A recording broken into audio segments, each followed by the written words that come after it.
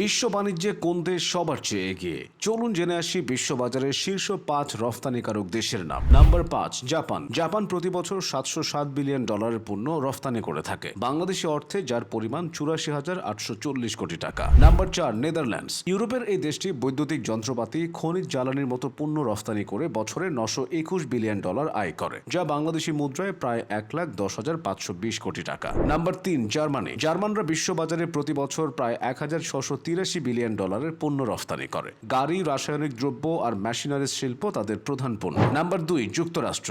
আমেরিকানরা বছরে $২,০৬৫ বিলিয়ন পণ্য রফতানি করে বিশ্ববাজারে, যা বাংলাদেশি অঙ্কে ২,০১,৯৬০ কোটি টাকা। নাম্বার ১, চীন। বিশ্বের রফতানিতে শীর্ষ দেশ চীন। এরা বছরে ৩,৫৭৭ কোটি টাকার পণ্য সারা পৃথিবীতে রফতানি করে, যা বাংলাদেশি অর্থে ৪,২৯,২৪০ কোটি টাকা। এদিকে বাংলাদেশ রফতানি করে বছরে ৫,৪০০ কোটি টাকা।